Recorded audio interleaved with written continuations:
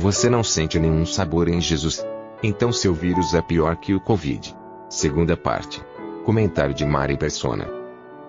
E aquele que vai voltar ao mundo de uma maneira totalmente miraculosa.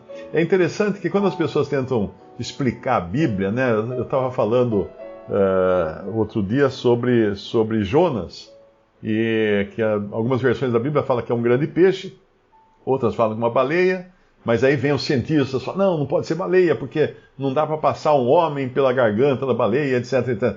Mas quem lê a Bíblia com a cabeça científica vai se dar mal. Eu antes da minha conversão, eu tinha um livro, chamava-se Em Busca de Adão, se não me engano.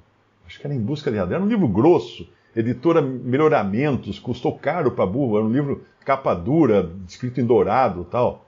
Era, acho que Em Busca de Adão. Bom, esse foi pro lixo junto com os outros que eu tinha antes da minha conversão, porque ele era um livro que tentava explicar os milagres da Bíblia. Do começo ao fim, ele pegava todos os milagres da Bíblia e tentava explicar como é que eles realmente aconteceram. Então, o mar se abriu porque veio um terremoto numa ilha não sei aonde, explodiu um vulcão não sei aonde, e um vento não sei da onde, e aí o mar abriu. Ah, que maravilha, resolvido o problema do mar, né? Só que o problema é o seguinte, quem marcou hora para Moisés estar ali na praia com 3.000 pessoas para o mar abrir e dar certo todas essas coisas, todos esses eventos acontecerem em cadeia, né? E depois vinha lá porque Elias foi alimentado por corvos que vinham trazer comida para ele. Aí ele explica, não, é que tinha uma tribo no deserto que eles eram conhecidos como corvos. Ah, agora está explicado então. Então não foi um milagre, não foi Deus quem alimentou Elias, foi a tribo dos corvos. Né? Então, o livro era todo ele assim, todo explicava tudo. Mas quem lê a Bíblia assim, esquece de uma coisa. A Bíblia é um livro falando dos milagres e sinais sobrenaturais de Deus. Então, se não existia um peixe com uma garganta no tamanho suficiente para passar um homem, Deus fez um peixe ali naquela hora para engolir Jonas. E qual o problema disso? Alguém fala assim, mas aí, as leis científicas, não sei o quê. E como que o Sol para? Como é que o Sol parou e o Sol voltou para trás? Como é que fez? E o mundo bagunçou todo por causa disso? Não. Porque Deus tem poder sobrenatural. Por isso que chama a palavra sobrenatural que é acima da natureza. Não sujeito à natureza. Então, esse poder sobrenatural de Deus atuou desde o dia em que ele juntou barro e fez um homem. Como é que vai explicar isso? Não, é que o barro tem o DNA que veio das estrelas e não sei o que. A poeira estelar. Essa é a teoria que nós somos seres criados a partir de poeira estelar, né? Como é que vai explicar o barro? O barro, fez barro e criou um homem. É difícil para Deus? Não, de jeito nenhum. Você não acredita? E se eu falar para você que Deus criou a mulher de uma costela? É mais fácil criar um homem de um barro ou uma mulher de uma costela? Então são fatos sobrenaturais. Não adianta querer explicar pela ciência, porque a ciência é baseada em fatos naturais, em observação de fatos naturais. A ciência não admite milagres, né? Então, quando nós falamos do Senhor Jesus ter nascido no ventre de Maria, mas sem pecado, como é que podia? Bom, ele podia ser feito de barro também, como Deus fez Adão, não fez? Então, nada é impossível para o Senhor. Nenhuma coisa é impossível para o Senhor. E também a ideia, alguns tentam de tal maneira amarrar as coisas com pensamentos religiosos e naturais, que chegam a algumas teorias absurdas, do tipo, tá bom, Jesus nasceu de Maria, mas ele não tinha pecado porque Maria não tinha pecado. Bom, aí nós temos um problema. Alguém tem aí o nome da avó de Maria? Da mãe de Maria, né? Da avó de Jesus, mãe de Maria, porque ela também não podia ter pecado. E a bisavó também não podia. E a tataravó também não podia. Aí você vai indo, vai chegar em Eva. E Eva tinha pecado. Como é que faz agora? Não é? Na realidade, Jesus era filho de Maria na terra. Ele não era filho de Maria antes de vir ao mundo. Mas ele já era filho de Deus antes de vir ao mundo. Porque sem pai, nem mãe, nem genealogia, como fala lá em Hebreus. Ele tinha uma mãe terrena na sua formação, ou na sua configuração terrena de ser humano na Terra. Mas ele não tinha pai terreno. Mas ainda assim, ele era filho do Pai, que é Deus. Então, na eternidade, quando não existia nada, você tinha o Pai, o Filho e o Espírito Santo. Mas espera aí, um filho sem mãe na eternidade? Maria não é a mãe de Jesus na eternidade? Não, ela foi criada por Deus. Ela é descendente de Adão. Maria é descendente de Adão, como qualquer um de nós, porém com a exceção de que ela foi uma mulher escolhida por Deus antes até da criação do universo. Deus havia escolhido, quando fala lá em Isaías, tem algumas versões que falam assim, uma virgem dará à luz um filho. Está errada essa versão. A versão certa da Bíblia diz, a virgem dará à luz um filho. Por que a versão correta diz a virgem? Porque só tinha uma mulher que poderia dar à luz o Filho de Deus aqui no mundo. Maria. Maria, a bendita entre as mulheres, a bem-aventurada entre as mulheres. E ela então, Deus criou dentro dela, tem até um versículo, que eu achei o versículo, quer ver? Hebreus 10, versículo 5. Olha que interessante esse versículo aqui, olha. Hebreus 10, versículo 5. Pelo que entrando no mundo, diz, sacrifício e oferta não quiseste, mas corpo me preparaste.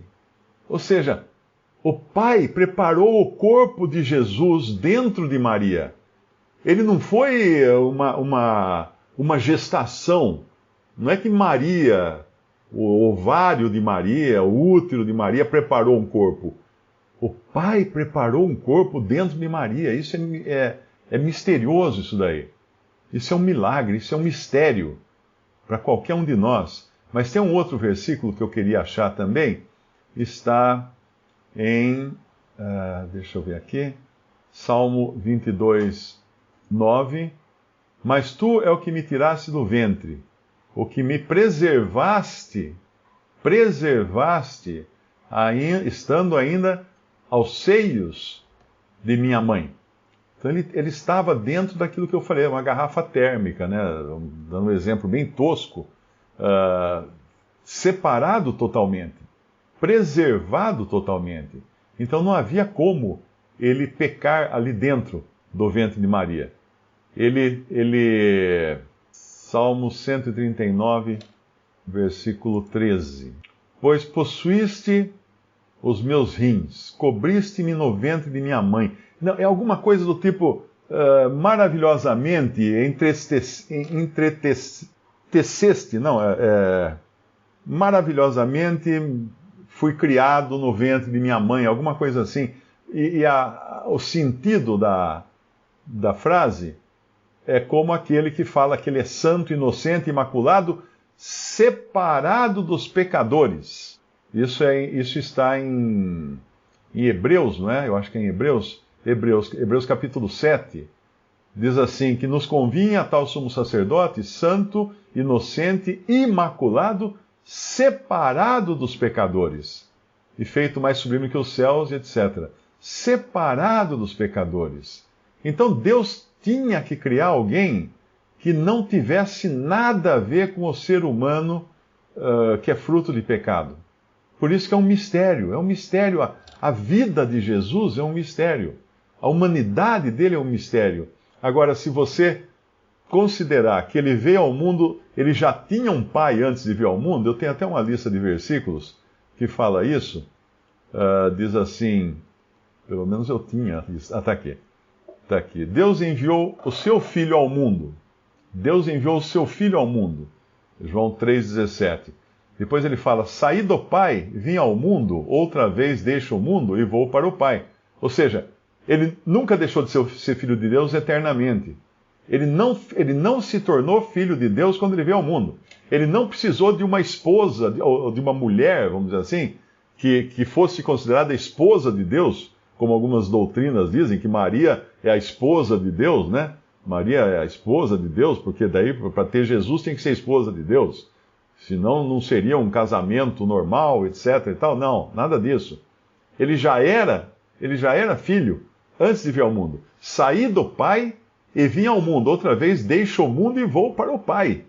Isso ele fala também no Evangelho de João, capítulo 16. E quando ele ora também, no final, no capítulo 17 de João, ele fala: Pai, me amaste antes da fundação do mundo. Antes da fundação do mundo. Pai, me amaste antes. Já era filho. Antes de vir ao mundo, ele já era filho. Ele não nasceu filho aqui. Aqui ele já veio sendo filho antes. Depois, quando você vai para Gálatas, capítulo 4, diz que Deus enviou o seu Filho ao mundo, vindo a plenitude dos tempos, Deus enviou o seu Filho. Deus enviou o seu Filho. E aí, várias outras passagens que falam sempre que Deus estava enviando o Filho, não era uma outra pessoa. Não diz que Deus enviou alguém que depois se tornou filho quando nasceu no mundo. Não. Não, ele sempre foi Filho de Deus. E quando compara ele à figura que era Melquisedeque, aí nós entendemos que a coisa é um pouquinho mais complicada. Porque fala assim, Melquisedeque, que era rei de Salém e sacerdote do Deus Altíssimo, sem pai nem mãe, sem genealogia, não tendo princípio de dias nem fim de vida, mas sendo feito semelhante ao Filho de Deus. Olha que maravilha. Melquisedeque apresenta Cristo, uma figura de Cristo, mas como sendo Deus eterno.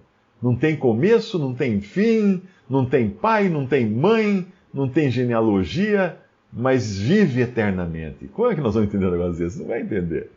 É fé, tem que crer só. É crer pela fé. Salmo 139, o versículo 14. Eu te louvarei porque de um modo assombroso, não natural. Na outra versão, aqui a palavra é de um modo maravilhoso, um modo terrível, temível, no hebraico, de causar espanto e admiração. Esse é o modo. Aterrorizante, porque está fora do pensamento humano, né? De um modo maravilhoso foi feito, maravilhosas são as suas obras e a minha alma o sabe muito bem. Os meus ossos não te foram encobertos, quando no oculto fui feito e entretecido, essa era a palavra que eu estava querendo encontrar, nas profundezas da terra, os teus olhos viram o meu corpo ainda informe, e no teu livro todas essas coisas foram escritas, as quais em continuação foram formadas, quando nem ainda havia uma delas havia. Quão preciosos são, ó Deus, os teus pensamentos, quão grandes são as somas deles. Se as contasse, seriam em maior número do que a areia. Quando acordo, ainda estou contigo. É maravilhoso nós pensarmos que o Deus o Deus Filho, que estava eternamente com o Pai, um dia visitou essa terra. E visitou para vir resgatar o pecador, para vir buscar o pecador. Não sei se alguém aqui ouviu minha pregação falando do filho pródigo, e eu falei uma coisa lá que muita gente levantou a sobrancelha e arregalou os olhos. Eu disse que o filho pródigo não se arrependeu. Ele não veio arrependido para a casa do pai. Não. Ele veio da mesma maneira que todo religioso vem, querendo fazer alguma coisa, querendo fazer uma boa obra para o pai poder perdoar os seus pecados, para o pai poder, para ele poder recompensar o pai, ou seja, pagar de volta o que o pai gastou com ele. Não, ele não veio arrependido, porque no caminho ele fala assim, ele fala que está arrependido, né? Irei ao meu pai e direi, pai, pequei contra o céu e contra ti, não sou digno de ser chamado teu filho, faze-me como um dos teus trabalhadores assalariados, como um dos teus jornaleiros, os teus empregados. Me faz um teu empregado. O que ele estava dizendo? O que é isso? Ele está dizendo que ele está voltando, mas ele quer pagar aquilo que ele devia. Ele quer trabalhar para merecer a atenção do pai. E não quer nem ser chamado filho, ele quer trabalhar para receber a atenção do pai. O que o pai fala? A hora que ele vem, a hora que ele chega, ele nem fala isso. O pai o enxerga ao longe, corre ao encontro dele e o abraça, e o beija, e manda pôr a roupa nova, e anel no dedo, sandália nos pés. Aí que ele fala: pai, pequei contra ti, e não sei o que, não sou digno de ser chamado seu filho. Parou aí. Ele não é capaz de falar: me faze como um teu empregado, porque agora ele conheceu a graça. Ele conheceu a graça do pai ali. Ele não tem coragem de dizer: não, eu vou trabalhar para você, pai, eu vou trabalhar para você. Eu vou trabalhar duro aqui, vou dar um duro para merecer. Não, ele não fala essa parte que ele tinha. Então, na realidade, o arrependimento dele era um semi-arrependimento. De alguém que ainda pensa que pode fazer alguma coisa para receber o perdão do pai, o beijo do pai. E não pode, não pode. Então, todas as vezes na Bíblia, é Deus quem corre atrás do pecador. É o Senhor que busca a ovelha, é o pastor que busca a ovelha, é o Senhor que busca o que estava perdido, é o Senhor sempre que faz. Como é que alguém ousa querer fazer obras para conquistar esse amor, conquistar essa graça de Deus? Nunca! Isso é uma afronta. É uma afronta, é você ser convidado para um grande jantar e levar um pão com mortadela e chegar na porta lá, aquela mansão imensa, o cara mais rico do universo vem te receber. Então, ó, eu trouxe um pãozinho com mortadela aqui para dar uma ajudazinha aí no jantar, né? Que é isso? É aquelas coisas... É tipo festa que você vai. Não, vamos dar um exemplo agora. Isso acontece muito, né? Acontece muito. O cara é amigo do filho lá da família, chega nas festas de fim de ano, ele é convidado pelo amigo dele: vai ter uma festa na casa do meu tio, o jantar lá, da ceia de Réveillon, não sei o quê, né? Vamos? Ah, então vamos. Aí ele pega o amigo lá, o amigo vem com um embrulhinho assim, debaixo do braço, porque ele quer levar uma bebida, né? Quando chega naquela mansão que ele olha do tio do amigo dele, ele olha assim e fala: ô louco, meu. Ele está carregando um pacotinho com uma garrafa de cidra. Aquela cidra que faz de conta que é champanhe, né? Aí ele procura onde tem um buraco qualquer para enfiar lá debaixo de um sofá a garrafa. Ele não tem coragem de entregar. Vai ficar mais feio ele entregar aquela garrafa de cidra, como quem quer ajudar na festa, do que não trazer nada. Ser simplesmente agraciado com o belo jantar daquele homem milionário ao qual ele foi convidado. Isso é graça. Acostume-se com graça ou você nunca será salvo. Tá? Enquanto você ficar levando garrafa de cidra para a ceia, que Deus quer convidar todos os seus convidados, você nunca será salvo. Ô Batista, você sabe qual era o assunto que Moisés e Elias estavam conversando quando vieram ao mundo, não é? Na aparição ali com o Senhor Jesus, a transfiguração? Do que eles estavam falando? Será que era de política, de futebol, de outros assuntos, de curas, de milagres, de coisas?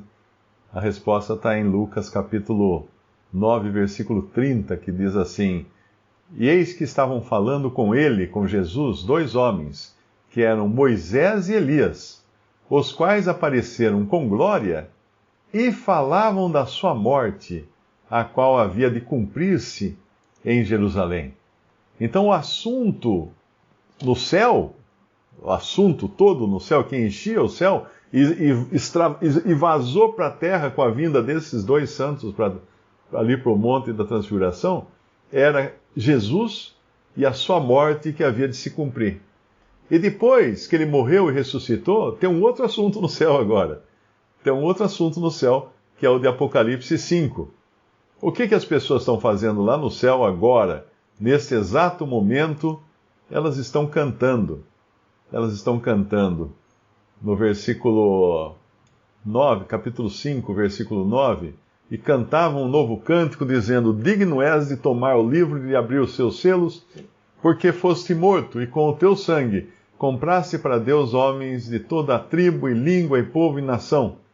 E para o nosso Deus os fizeste reis e sacerdotes, e eles reinarão sobre a terra. E depois vem a voz dos anjos, de toda criatura que está no céu, na terra, debaixo da terra, etc. E o assunto no céu é Cristo também. É Cristo. Antes era Cristo e depois é Cristo. Então, Quando alguém vem falar assim, ó, você está falando demais de Cristo, então preciso aumentar um pouco mais o volume, porque você não entendeu ainda. Lembra aquele versículo, né? A quem tenho eu na terra, senão a ti? E quem tenho eu no céu, além de ti? Alguma coisa assim, não é? Tem um versículo do Antigo Testamento. E tem aquele também dos discípulos, né? Que o Senhor pergunta, depois que todos se retiraram, ele pergunta, vocês também querem se retirar? E Pedro responde, a quem iremos, Senhor?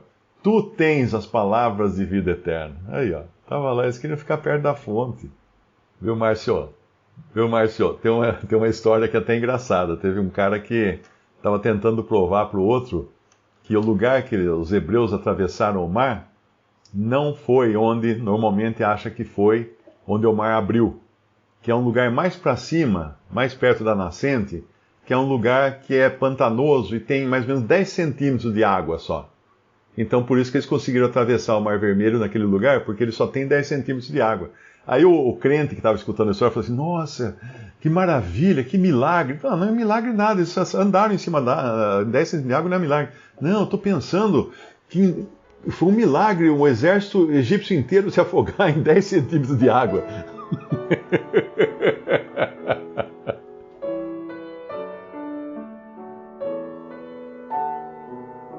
Visite Respondi.com.br.